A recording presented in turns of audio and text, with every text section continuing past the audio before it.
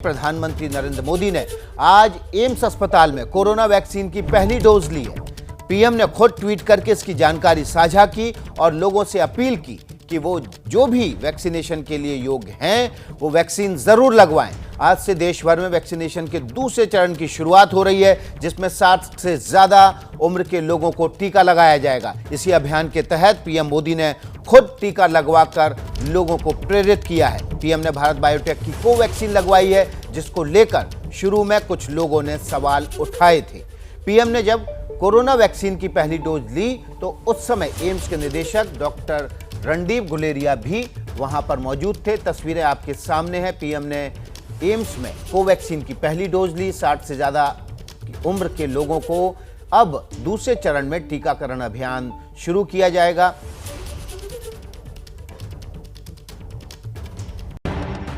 PM Modi की तस्वीरें देश के लोगों में वैक्सीन को लेकर भरोसा जगाने वाली हैं, क्योंकि पीएम मोदी ने आज कोविड-19 वैक्सीन लगवाकर कई सारे अफवाहों और संशय को खारिज कर दिया।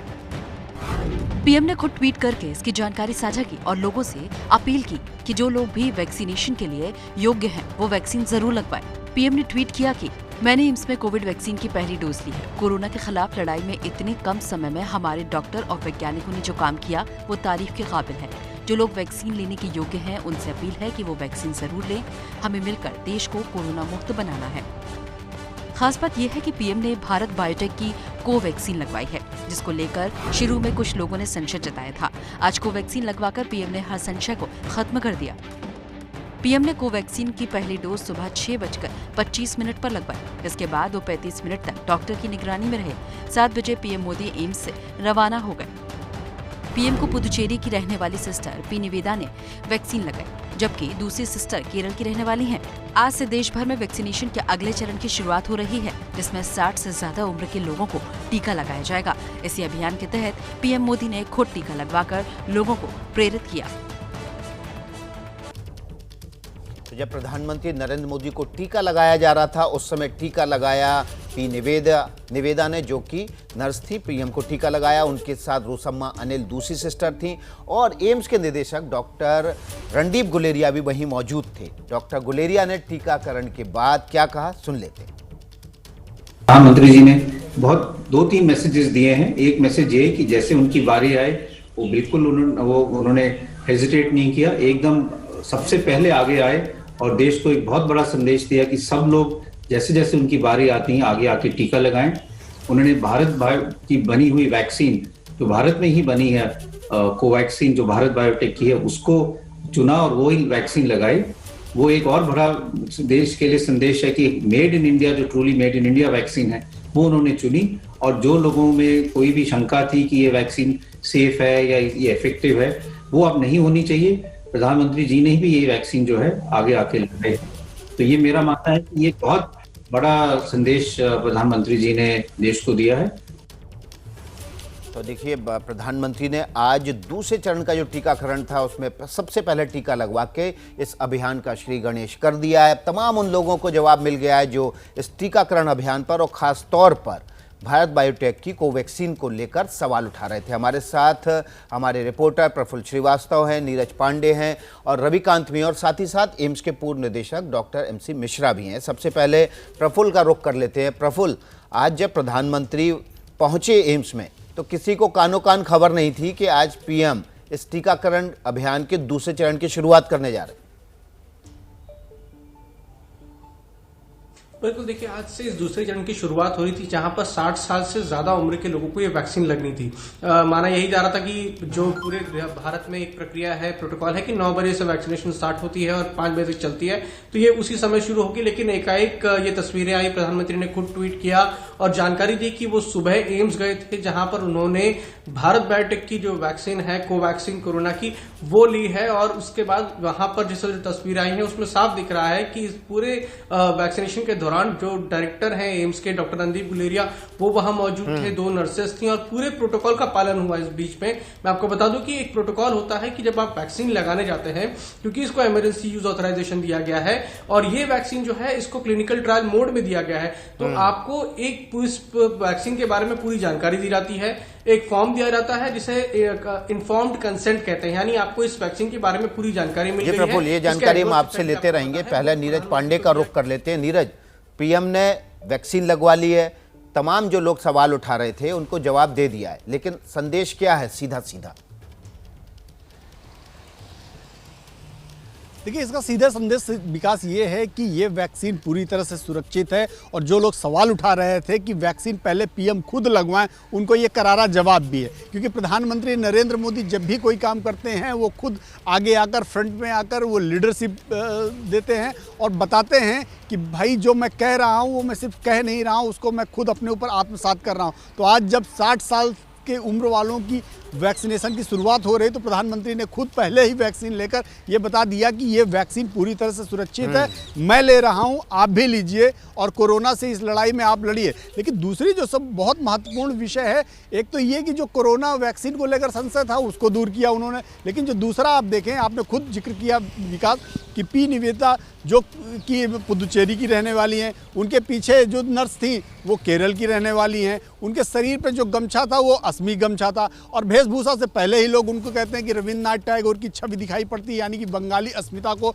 वो रिप्रेजेंट कर रहे हैं। तो 5 राज्यों में चुनाव है और पॉलिटिकल पर्सन है प्रधानमंत्री नरेंद्र मोदी, जब भी कोई काम करते हैं तो उसका चुनावी संदेश भी जाता है, राजनीतिक संदेश भी जाता है। तो आज प्रधानमंत्री नरेंद्र मोदी ने दो तरह के संदेश दिए। एक तो उन लोगों को संदेश दिया जो वैक्सीन पर सवाल खड़े कर रहे थे, प्रधानमंत्री पर सवाल खड़े कर रहे थे कि पहले आप खुद क्यों नहीं वैक्सीन लगवाते, और दूसरा वो उन चुनावी राज्यों को, वो अपने कार्यकर्ताओं को भी संदेश दिया। बिल्कुल, क्लिनिकल मैसेज के अलावा पॉलिटिकल मैसेज भी साफ है। नीरज पांडे, आपका शुक्रिया।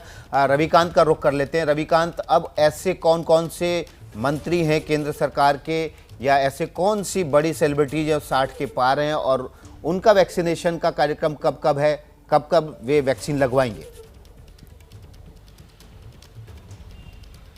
देखिए, एम्स के जो सूत्रों से हमारी बात हुई उनके अनुसार प्रधानमंत्री खास थे और उनको एक संदेश भी देना था, इसलिए सुबह सुबह 6:25 पर वो यहाँ पर आए और उन्होंने वैक्सीन लगवाई। काफ़ी कम सुरक्षा थी उनकी और यहाँ पर वो अर्ली मॉर्निंग आकर के उनके वैक्सीनेशन का सिर्फ एक खास पर्पस था कि आज से जो मुहिम शुरू हो रही है उसमें पूरे देश को एक संदेश दिया जा सके कि किसी तरीके की अफवाह पर ध्यान ना दें, और खुद प्रधानमंत्री लगवा रहे हैं तो पूरा देश जो एलिजिबल है, प्रधानमंत्री ने ट्वीट करके भी कहा कि जो लोग एलिजिबल हैं उनसे मैं अपील करता हूं कि कोविड वैक्सीन लगाएं, और बाकी जो सेलिब्रिटीज हैं या मंत्री हैं उनका दरअसल जो डेकोरम है, जो कायदा है, उसके अनुसार उनको बुलाया जाएगा। इसमें आप चूज नहीं कर सकते हैं। प्रधानमंत्री की बात खास थी क्योंकि उससे संदेश जाता है। जी रवि, बिल्कुल, प्रधानमंत्री की बात खास थी और इसीलिए शायद उन्होंने सुबह सुबह का समय चुना ताकि लोगों को भी दिक्कत ना हो और संदेश भी सुबह से लेकर रात तक एक तरफा जाए कि प्रधानमंत्री डोज लगवा चुके हैं तो बाकी लोगों को भी जरूर लगवानी चाहिए। हमारे साथ एम्स के पूर्व निदेशक डॉक्टर MC मिश्रा भी जुड़ गए हैं। मिश्रा जी, आपका बहुत बहुत स्वागत है। बड़ा सवाल यही है कि ऐसे तमाम मेडिकल प्रोफेशन से जुड़े हुए लोग भी थे जिनकी बारी आई वैक्सीन लगवाने की और उन्होंने इनकार कर दिया था। ये बड़ा एक धक्का था मेडिसिन और टीकाकरण अभियान के लिए कि जो मेडिकल फर्टिनिटी से जुड़े हुए लोग हैं वही इनकार कर रहे हैं। अब प्रधानमंत्री ने टीका लगवाकर उनको भी संदेश दे दिया है और बाकी जो भ्रम था उसको भी दूर किया है। बिल्कुल विकास जी, आप बिल्कुल ठीक कह रहे हैं और ये अपेक्षा बहुत लोगों को थी कि प्रधानमंत्री और राष्ट्रपति लगवा रहे थे और अगर वो लगवा लें तो लोगों में बहुत इसमें भरोसा आएगा कोवैक्सीन के लिए। और जो थोड़ी सी कंट्रोवर्सी जनरेट करने का प्रयत्न किया गया था 2 जनवरी के बाद, जब से कोवैक्सीन को अप्रूवल मिला था DCGI का, तब से लोग इसके पीछे पड़े हुए थे कि साहब क्यों दे दिया अप्रूवल, अभी तो फेज 3 ट्रायल के नतीजे पूरे नहीं हुए हैं। तो और मेरे से भी कई इंटरव्यूज में इस बात पे लोगों ने अपनी खिन्नता भी दर्शाई थी। तो मीडिया से भी बहुत सारे लोग इसमें आपत्ति जता रहे थे कि साहब आप नहीं ले रहे हैं और लोगों को लगवा रहे हैं। तो आज मैं समझता हूँ उन सबको इसका उत्तर मिल गया और प्रधानमंत्री ने बड़ा संदेश भारत को ही नहीं दिया, दुनिया को दिया है। ये संदेश पूरी दुनिया में जाएगा। और हमारे जो हेल्थ केयर के लीडर्स हैं उन्होंने तो लगवाई थी, जैसे एम्स के निदेशक विनोद पॉल जी, जैसा आप दिखा रहे हैं, आपके इसमें आ भी रहा है, और मैंने भी लगवाई, तो सबने लगवाई। तो प्रधानमंत्री ने ये भी संदेश दिया कि जब मेरा टर्न आया, आज 1 मार्च को 60 वर्ष से ऊपर के लोगों को टीकाकरण शुरू हुआ है, तो वो अपने नंबर पे ही आए वैक्सीन लगवाने। उन्होंने आउट ऑफ टर्न वैक्सीन नहीं ली, क्योंकि अगर वो पहले लेते तो लोग इसकी आलोचना भी कर सकते थे कि देखिए साहब प्रधानमंत्री ने स्वयं लगवा ली वैक्सीन, अभी तो उनका नंबर नहीं है। जी हाँ, तो बारी की भी प्रतीक्षा करनी है। उन्होंने सीधे सीधे संदेश दे दिया और भ्रम भी दूर कर दिया कि वैक्सीन सुरक्षित है। लेकिन एक बड़ा सवाल ये है कि कोविशील्ड और कोवैक्सीन को लेकर काफी आलोचना की जा रही थी। क्या दोनों वैक्सीन में अंतर है? दोनों के प्लेटफॉर्म जो है किस तरह से अलग हैं, और क्या कोवैक्सीन ज्यादा सुरक्षित है? नहीं, सुरक्षित दोनों है, दोनों बराबर से सुरक्षित है। केवल उनकी बनाने की प्रक्रिया थोड़ी सी भिन्न है। जैसे कोविशील्ड एक हम बोलते हैं वायरल वेक्टर, एडिनो वायरस, जो कॉमन इन्फ्लुएंजा चिंपांजी से लेके और कॉमन इन्फ्लुएंजा करता है, उसको एटेन्यूएट करके बनाई गई जो कोविशील्ड है। और कोवैक्सीन को कोविड जो हमारा वायरस है, ये कोविड-19 कोरोना वायरस, उससे लेके बनाया गया है। तो काफी लोगों का मानना है, जो वैक्सीन के एक्सपर्ट्स हैं और जो वायरोलॉजी के एक्सपर्ट हैं, कि कोवैक्सीन को आप थोड़ी एडवांटेज ज्यादा देते हैं, क्योंकि वो जो वायरस है उसको ही एटेन्यूएट करके सीधा उसकी प्रोटीन से बनी है वैक्सीन। तो लेकिन क्षमता दोनों की एक ही है, सेफ है दोनों, ये सबसे बड़ी महत्वपूर्ण बात है।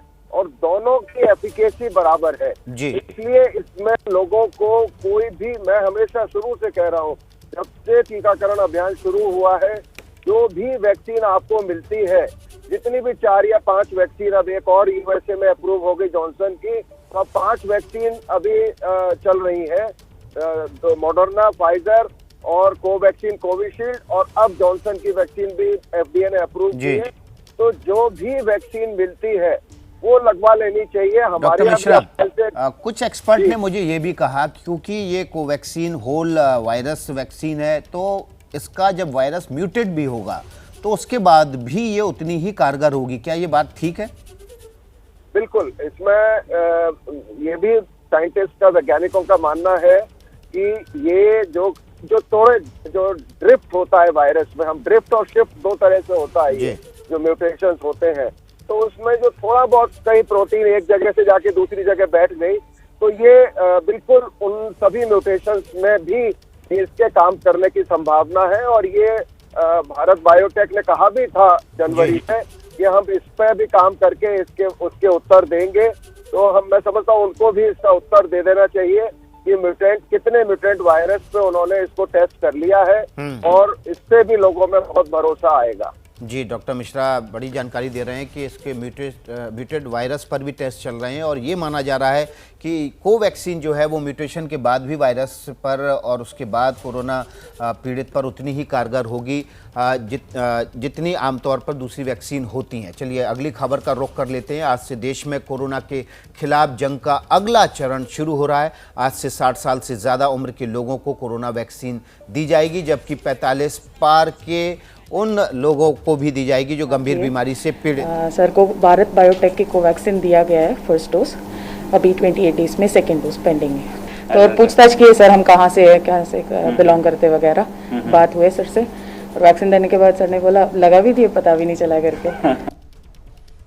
निवेदा हैं जो कि वो नर्स हैं, वो सिस्टर हैं जिन्होंने प्रधानमंत्री नरेंद्र मोदी को वैक्सीन की पहली डोज दी थी। तस्वीरें आप इस वक्त देख पा रहे हैं। पी निवेदा उनके बगल में खड़ी हुई हैं, रुसम्मा अनिल भी दूसरी सिस्टर उनके बगल में खड़ी हुई हैं, और उनका कहना है कि प्रधानमंत्री ने उस दौरान उनसे बातचीत में ये भी कहा कि अरे आपने वैक्सीन लगा दी और पता भी नहीं चला। तो ये एक बड़ा दिन है। आज दूसरे चरण का भारत में वैक्सीनेशन का अभियान शुरू हो रहा है। प्रधानमंत्री ने इसका शुभारंभ खुद वैक्सीन की डोज लेके किया है। क्या क्या और डिटेल है आपको बताते हैं। स्वास्थ्य कर्मियों और फ्रंटलाइन वर्कर्स को कोरोना की वैक्सीन देने के बाद अब आम लोगों की बारी है। देश के अलग अलग राज्यों में तैयारी पूरी कर ली गई है। आज से 60 साल से ज्यादा उम्र के लोगों को कोरोना वैक्सीन दी जाएगी। साथ ही 45 साल से ज्यादा उम्र के उन लोगों को भी वैक्सीन दी जाएगी जिन्हें गंभीर बीमारी है। केंद्र सरकार के अस्पतालों में वैक्सीन की डोज मुफ्त दी जाएगी। निजी अस्पतालों में वैक्सीन की कीमत 250 रूपए तय की गई है। सरकार ने 20 गंभीर बीमारियों की लिस्ट तैयार की है जिससे पीड़ित शख्स को कोरोना की वैक्सीन दी जा सकती है। दिल्ली में मोहल्ला क्लिनिक और डिस्पेंसरी में भी वैक्सीनेशन सेंटर बनाया गया है। ग्रामीण एरियाज में हमारी हेल्थ केयर इंफ्रास्ट्रक्चर बहुत स्ट्रांग है और कई लोग हमारे ऐसे भी हैं जो कि ऐप सेवी नहीं हैं, तो उनको हमारे स्वास्थ्य कर्मचारी मदद करेंगे कि उनको आइडेंटिफाई करें, उनका पहचान करें और उनको टीकाकरण केंद्र तक ले जा सकें ताकि उनका वैक्सीनेशन हो सके। आज अपने जन्मदिन के मौके पर बिहार के सीएम नीतीश कुमार भी कोरोना का टीका लेंगे। बिहार में सभी को मुफ्त वैक्सीन देने का ऐलान किया गया है। बिहार सरकार ने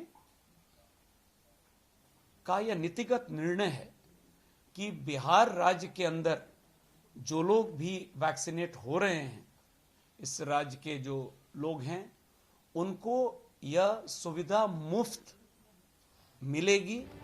आम लोगों को टीका लगवाने के लिए अपना पहचान पत्र साथ ले जाना होगा। गंभीर रूप से बीमार लोगों को बीमारी से जुड़े कागजात दिखाने होंगे। तो देखिए, सभी की बारी आएगी, इसलिए बारी की प्रतीक्षा करना है। प्रधानमंत्री ने जब वैक्सीन लगवाई तो उसका सीधा मकसद ये भी था। हमारे साथ एक और खास मेहमान जुड़ गए, डॉक्टर संजय रॉय, जो कि एम्स के कम्युनिटी मेडिसिन के हेड हैं और कोवैक्सीन के प्रिंसिपल एडवाइज़र भी हैं, क्लिनिकल एडवाइज़र भी हैं। हम सीधे डॉक्टर संजय राय का रुख कर लेते हैं। डॉक्टर साहब, आपका बहुत बहुत स्वागत है। आज आखिरकार आपने प्रधानमंत्री को भी डोज दे ही दी, लेकिन उन लोगों को डोज भी देना ज़रूरी है जो इस पर सवाल उठा रहे हैं।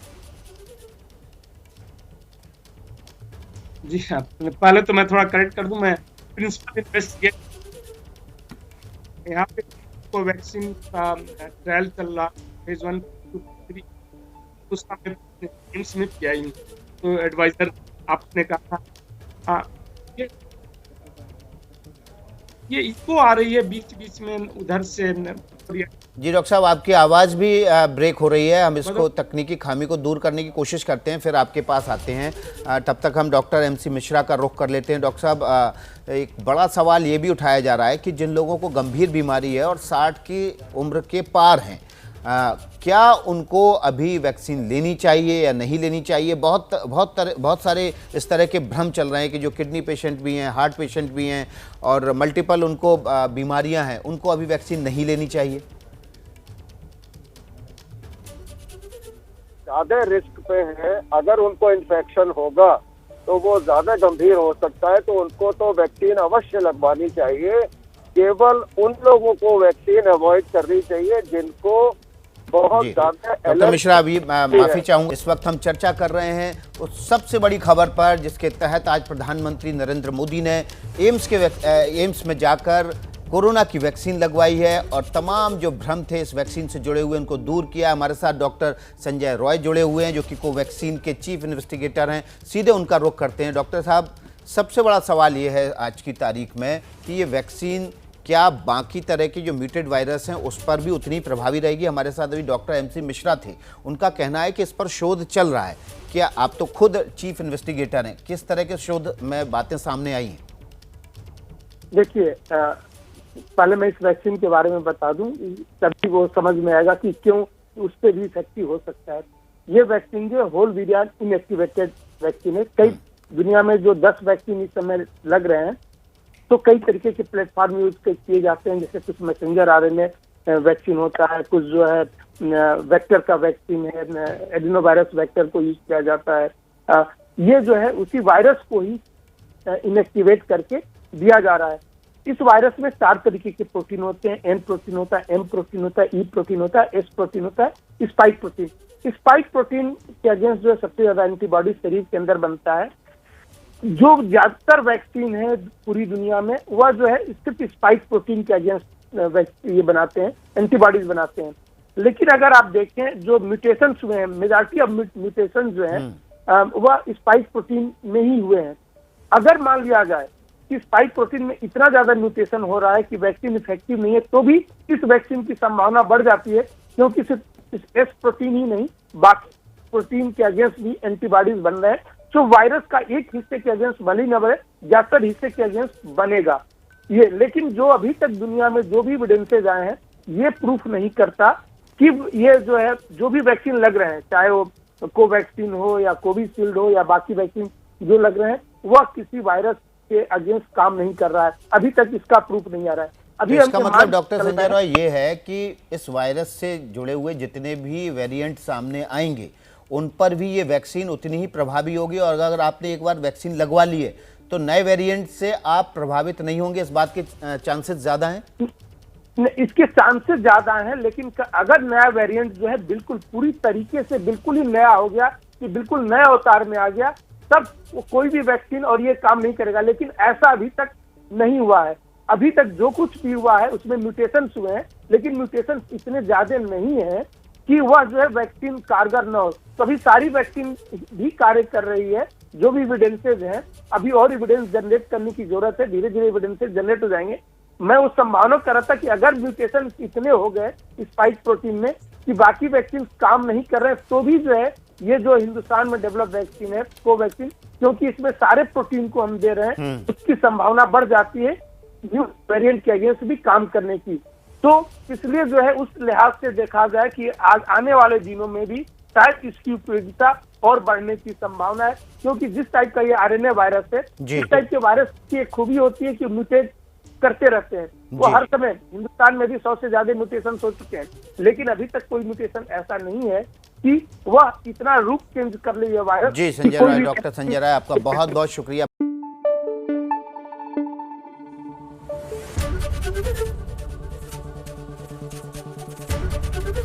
एबीपी न्यूज आपको रखे आगे।